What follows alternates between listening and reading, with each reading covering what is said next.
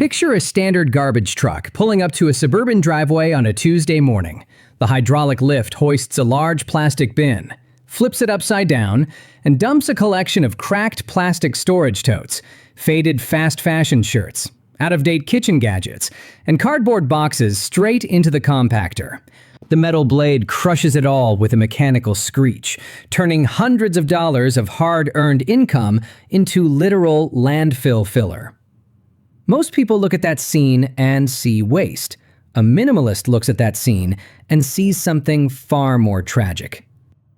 They see thousands of hours of human life energy traded for things that ended up in the trash before the ink on the receipt could even fade. The average person spends roughly 40 hours a week exchanging their limited time on Earth for numbers in a bank account. Then, they spend the weekend exchanging those numbers for physical objects. The trade seems simple. Time for money. Money for stuff. But there is a hidden math to this loop that most people never slow down enough to calculate. When you buy an object you don't need, you aren't just spending cash. You are spending the hours of your life it took to earn that cash. Think about it. If you make $25 an hour and buy a $200 gadget, you didn't just buy a gadget. You traded 8 hours of your finite life, an entire workday, just to sit that object on a shelf. Minimalists aren't living in empty rooms because they are punishing themselves. They are living in intentional spaces because they've realized a terrifying truth. Every single item brought into your environment demands a slice of your freedom. They have identified specific categories of purchases that the modern consumer economy has trained you to buy on autopilot. Things that appear completely normal, even responsible on the surface, but are actually designed to quietly drain your net worth, fracture your attention, and keep you chained to a paycheck. Today, we are going to expose the 10 things minimalists completely refuse to buy, the hidden psychological traps behind why everyone else keeps purchasing them, and the exact mechanical reality of what happens to your wealth when you finally stop trading your life for things that don't love you back. Walk into any home goods retailer and you will find an entire aisle dedicated exclusively to containers designed to hold other things. Plastic tubs, fabric baskets, interlocking drawer dividers, color-coordinated label makers, elaborate shelving units. The marketing pitch is incredibly seductive. If you buy this container, you will buy peace of mind. Your life will finally feel structured. This is one of the most brilliant illusions in the modern consumer economy. It is wealth destruction disguised as productivity. People buy storage bins because they have a clutter problem, but instead of solving the problem by removing the clutter, they decide to invest more capital into managing it. They buy stuff to manage the stuff they already bought. The hidden cost of organizing systems isn't just the $15 for the plastic box. It is the architectural rent of the space that box occupies. Urban square footage costs money. When you fill a spare room with plastic totes containing clothes you haven't worn since 2018, holiday decorations you use 3 days a year, and old manuals for electronics you no longer own, you are paying a monthly premium to house dead capital. You are essentially acting as a free warehouse for manufacturing companies that already took your money once. Minimalists don't buy organizing systems because they understand a fundamental truth of physics. You cannot organize your way out of a consumption problem. The only honest way to organize your home is to get rid of the things that require organization. When you reduce your possessions to the level of actual utility, your drawers don't need dividers because they aren't overflowing. Your closets don't need space-saving hangers because they only hold clothes you actually wear. If you need to buy a box to store an item, that item has already failed the utility test. You are no longer owning the object. The object is occupying your home and demanding that you purchase accessories just to tolerate its presence. Every autumn, Silicon Valley hosts a series of highly produced keynotes. Executives in clean, minimalist settings stand on stages and explain why the device currently sitting in your pocket is suddenly obsolete. They highlight a camera that can zoom slightly further, a processor that runs a fraction of a millisecond faster, a screen that displays colors you can't even distinguish with the human eye. This is the hedonic treadmill, engineered down to the microchip. The modern technology industry does not make its billions by selling to people whose devices are broken. No, it makes its billions by convincing people whose devices work perfectly that they are missing out on a superior reality. They manufacture psychological dissatisfaction. When you buy a new phone while your current one still makes calls, sends messages, navigates maps, and browses the web flawlessly, you are participating in pure wealth destruction. The phone you are replacing has already taken its biggest appreciation hit. It is functional equity. By trading it in, or tossing it in a drawer to buy the latest version, you are resetting that brutal depreciation clock all over again. The average consumer upgrades their phone every 24 months. Over a 30-year working career, when you account for the cost of the hardware, insurance, upgraded data plans, and taxes, this single behavioral loop costs an individual between $40,000 and $60,000. Let that sink in. Minimalists look at technology through a lens of strict functional utility. A device is a tool, nothing more. A hammer does not become obsolete because a newer hammer with a slightly glossier grip gets released next year. The hammer is functional until the head flies off. Your laptop, your television, and your phone remain functional until they can no longer execute the tasks required to support your life. Boredom with an interface is not a mechanical failure. The desire for novelty is not a software glitch. By refusing to participate in the annual upgrade cycle, you let your capital stay where it belongs, compounding in your investment accounts, rather than funding the research and development departments of multinational tech giants. Look inside the kitchen cabinets of an average household, and you will find a museum of highly specific engineering.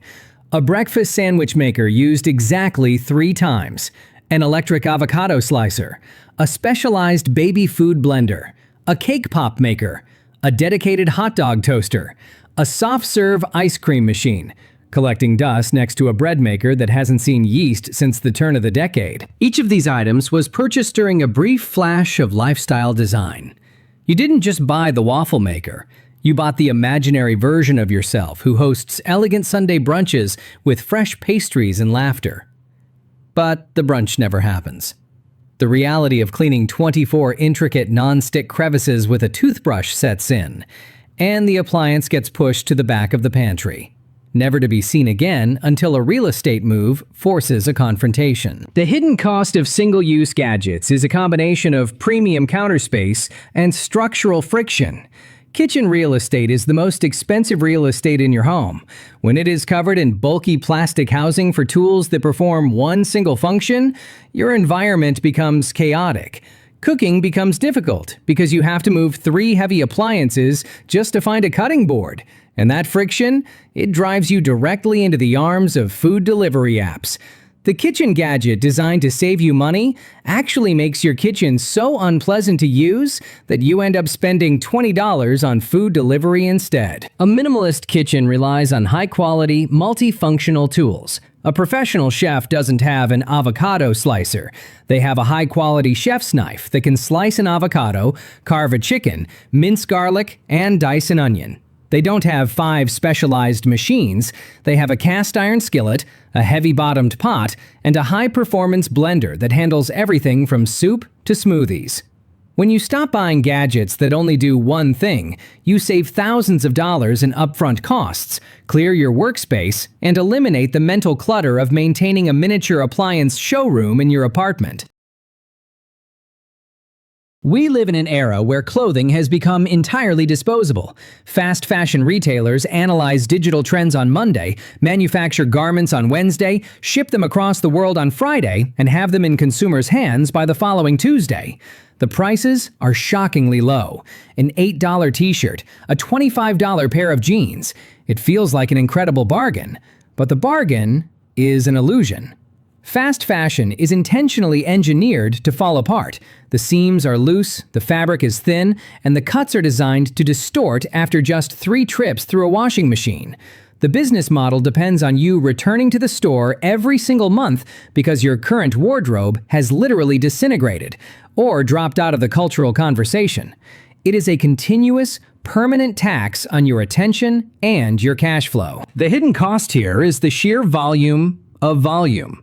When clothing is cheap, you buy it in bulk. Your closet overflows. You experience the daily paradox of looking at a rack of 80 shirts and genuinely feeling like you have nothing to wear. That mental fatigue occurs because your options are cluttered with low-quality garments that don't fit right, don't feel good, and were bought during a brief dopamine spike. You end up spending your weekends washing, folding, ironing, and sorting through piles of textile waste, just to find the 4 or 5 items you actually feel confident wearing. Minimalists don't buy fast fashion because they understand the economic law of cost per wear. They would rather buy one beautifully constructed classic wool coat for $300 that fits perfectly and lasts for 15 years than buy 5 $40 synthetic jackets that look cheap and wear out in 12 months. They build a capsule wardrobe, a small, curated collection of high-quality items that coordinate effortlessly. When your clothes are classic and durable, you stop thinking about trends. You save hours of decision-making energy every morning. You completely eliminate the monthly clothing expense from your budget, and you never look like you're trying to keep up with a fast-moving trend cycle that was designed to leave you broke. If you look at the subscription economy today, it has expanded far beyond streaming video. You can now subscribe to premium delivery apps, automated snack boxes, curations of beauty products, designer socks shipped to your door monthly, automatic razor blade replacements, and even software features inside your car, like heated seats that require a monthly digital pass. The strategy behind this is brilliant. Companies want to convert your one-time purchasing decisions into permanent, recurring revenue streams.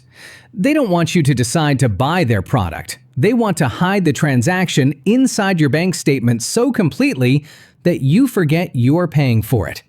It is the death of your capital by 1,000 $5 cuts. The psychological trap of the convenient subscription is that it frames spending as automated savings. The app tells you that by paying $10 a month for their premium delivery tier, you are saving $4 on every order. But the mechanical reality? The subscription eliminates the healthy friction of spending. When delivery is free, you order food twice as often. You buy things you don't need simply because the barrier to acquisition has been reduced to zero. You think you are optimizing your life for efficiency, but you are actually automating your financial drain. Minimalists ruthlessly prune subscriptions. They don't subscribe to products on autopilot because they want to feel the full weight of every single financial transaction. If they need razor blades, they buy razor blades. If they want to watch a specific show, they pay for 1 month of that service, watch the show, and cancel it immediately. They refuse to let corporate entities establish permanent infrastructure inside their checking accounts. When you cancel the structural leaks, the automated memberships you haven't opened in 90 days, you instantly create hundreds of dollars of monthly margin without changing your actual standard of living. There is a multi-billion-dollar industry built entirely around the concept of changing the interior appearance of your home to match the calendar. Autumn-themed pillows, spring-scented candles, holiday-specific dishware, plastic pumpkins, artificial wreaths, and specialized table runners. Every 3 months, the retail displays shift, creating an artificial urgency to update your living space to reflect the outdoor temperature. This behavior is driven by a deep human desire for cozy domestic comfort. But it manifests as an endless, exhausting cycle of acquisition and storage. You buy the autumn pillows in October. By December, they must be removed, packed into plastic bins, hauled to the attic, and replaced with winter pillows. In March, the process reverses. The hidden cost of this cycle is the massive extraction of your time and space. You spend your precious weekends packing, unpacking, organizing, and dusting items whose only function is to exist as visual noise for a few weeks before being buried alive in a cardboard box again. It turns your home into a high-maintenance stage design rather than a place of rest. Furthermore, these items are highly seasonal trends. The plastic garland that looked stylish this year will look dated and cheap by the time next winter arrives, prompting yet another trip to the home goods retailer. Minimalists create homes that are beautiful through architecture, light, and permanent functional furniture. They don't need to accent their rooms with plastic holiday signifiers because the rooms themselves are designed to be calm, clean, and inviting year-round. If they want to acknowledge a season, they bring in natural elements: a vase of fresh flowers in the spring, a bowl of local fruit in the summer, real pine branches in the winter. These items cost almost nothing, require zero storage space in an attic, provide a genuine sensory connection to the natural world, and return to the earth when the season changes, without leaving behind plastic storage bins full of synthetic waste. The modern travel and entertainment industries have mastered the art of tiering. When you buy a ticket to a concert, a sporting event, or an airline flight, you are presented with a ladder of premium upgrades. For an extra $50, you can access the early entry lane. For another $100, you can sit in a designated lounge. For an extra $300, you can get the VIP pass that includes a laminated lanyard, a free alcoholic beverage, and access to a slightly less crowded restroom. This is a direct exploitation of status anxiety. The economy creates artificial discomfort, long lines, crowded spaces, slow boarding processes, and then charges you a premium fee to escape the very discomfort they engineered. They make you pay extra just to be treated with basic human dignity, and they label it an exclusive experience. The hidden trap here is that the marginal utility of these upgrades rarely matches the financial cost. The VIP concert ticket doesn't make the music sound better. The premium economy seat doesn't get you to the destination any faster than the person sitting in row 32. The core value of the experience, the art, the music, the athletic performance, the journey is identical across all tiers. When you spend double the baseline price for a premium upgrade, you are often paying for an emotional shield against feeling ordinary. You are funding your ego rather than your memories. Minimalists spend heavily on experiences, but they cut ruthlessly on the luxury packaging surrounding those experiences. They are perfectly comfortable sitting in the standard seats, standing in the standard line, and walking through the standard gate, because they have uncoupled their self-worth from their ticket tier. They recognize that the joy of travel comes from exploring a new city, not from the color of the carpet in the airport lounge. By saving the premium fees on every flight, concert, and event, they build the financial stability to travel twice as often. They optimize for the substance of life, not the priority boarding status. We are culturally trained to celebrate major milestones, weddings, birthdays, baby showers, graduations, holidays, by transferring physical goods to one another. Often, these purchases are driven entirely by social obligation and fear of judgment. You browse a registry looking for a gift that hits a specific dollar amount just so you appear generous. You buy expensive toys for a toddler who would genuinely be more entertained by the cardboard box the toy arrived in. You buy corporate gift baskets full of cellophane and stale crackers for clients who throw them straight into the break room garbage. This is a massive network of wealth destruction, where everyone is spending money they don't want to spend to buy things other people don't actually want, just to avoid an awkward social interaction that nobody would remember anyway. It is a closed loop of material inefficiency. The hidden cost of obligation buying is the damage it does to human relationships. When gifts become a financial transaction measured by price tags, they lose their emotional resonance. The recipient feels the weight of the clutter you just introduced into their home. The giver feels a knot in their stomach as they watch their savings account drop to fund an item that will likely sit in a closet until the next garage sale. Minimalists break this cycle by separating love from retail transactions. When they give things that cannot be bought at a mall. Their time, their presence, or a highly specific, useful gesture. They take a friend out for a long dinner to celebrate a promotion. They cook a week of meals for a family with a newborn baby. If they give a physical item, it is something consumable or deeply practical. A high-quality bottle of olive oil, a book that altered their worldview, or an experience like a museum membership. They refuse to participate in the performance of material generosity. By establishing clear boundaries around obligation buying, they free up their capital and ensure that their relationships are built on genuine human connection, rather than the competitive exchange of luxury clutter. If you spend any time scrolling through digital feeds, you will be targeted by a relentless stream of health and optimization hardware. High-tech blue light blocking glasses, smart rings that track your sleep down to the minute, specialized massage guns that cost hundreds of dollars, infrared light therapy panels, copper-infused athletic wear, subscription-based green powders that promise to replace your entire vegetable intake. This is the commercialization of biological wellness. The marketing plays directly on your deepest vulnerabilities, your fear of aging, your exhaustion from a demanding career, and your desire for a quick shortcut to physical vitality. They frame health as something you can purchase at a checkout counter. But the hidden reality of the wellness gadget market is that the hardware is almost always a distraction from the simple, boring, foundational habits that actually dictate human health.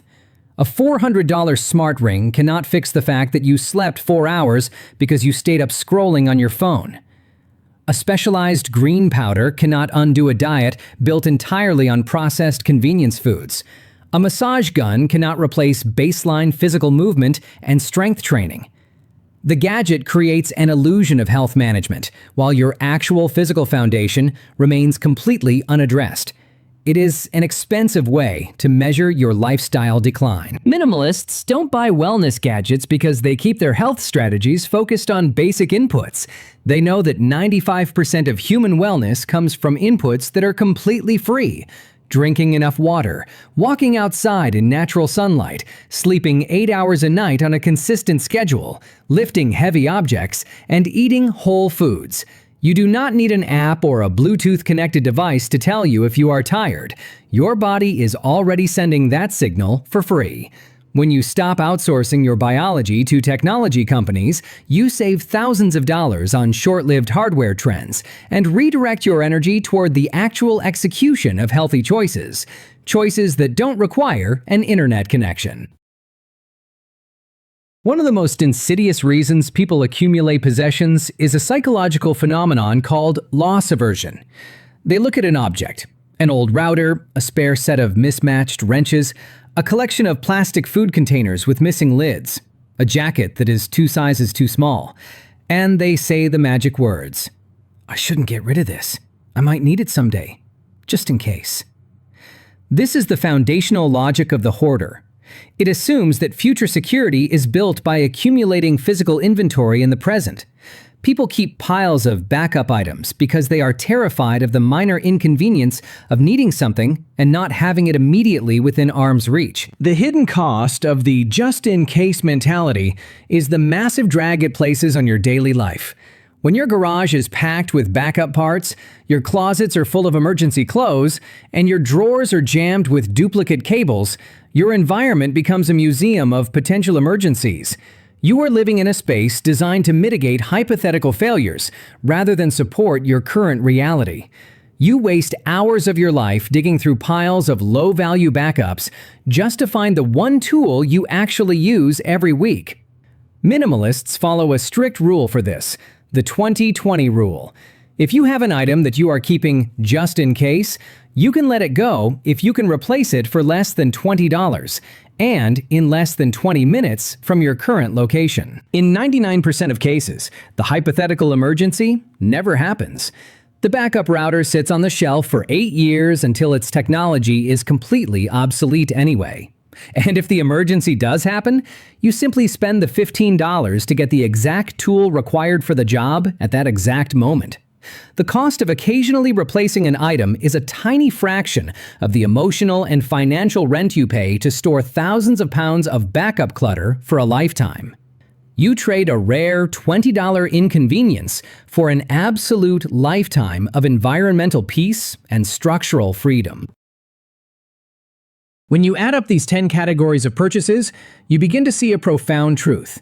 The difference between the person who always has money and the person who is always broke isn't a secret investment strategy. It is simply the elimination of structural consumption. Let's look at the actual math of what happens when an ordinary household stops buying these 10 items. If you add up the cost of annual phone upgrades, single-use kitchen tools, fast fashion monthly shopping trips, premium app subscriptions, seasonal home decor rotations, VIP ticket upgrades, obligation gift registries, wellness hardware, and organizing systems to house it all, the average middle-class household leaks between $500 and $1,200 every single month. If you take a conservative estimate, $700 a month, and instead of transferring it to retail corporations, you automate that money into a low-cost index fund returning a historical average of 8% annually, watch what happens to that capital over time. In 5 years, you've contributed $42,000. It grows to $51,436. In 10 years, you've contributed $84,000. It grows to $128,016. In 20 years, you've contributed $168,000. It grows to $412,328. In 30 years, you've contributed $252,000. It grows to $1,051,143. See that last number carefully. Over an ordinary working career, the decision to stop buying things you don't need, to house clutter you don't want, to impress people you don't like, is the literal mathematical difference between retiring as a self-made millionaire with total optionality over your time or working until you are 65 with a knot in your stomach every time you open your mobile banking app. The consumer economy is designed to make you look rich while keeping you structurally poor. It wants you to display your success through the car you drive, the clothes you wear, the tech in your hand, and the lifestyle decor in your home. But true wealth is invisible. True wealth is the number of hours you own on your calendar. It is the ability to say no to a toxic work environment because you have 2 years of expenses in cash. It is the ability to take a 6-month sabbatical to take care of a family member without asking a human resources department for permission. It is the quiet, calm confidence of knowing that your financial foundation is unshakable because your happiness does not depend on the continuous acquisition of plastic objects. The choice before you today isn't about deprivation. It is about a radical upgrade in what you consider valuable.